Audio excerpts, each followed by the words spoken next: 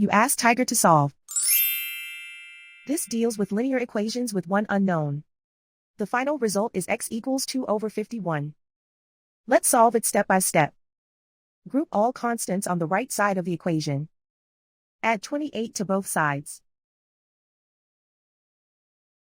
Simplify the arithmetic.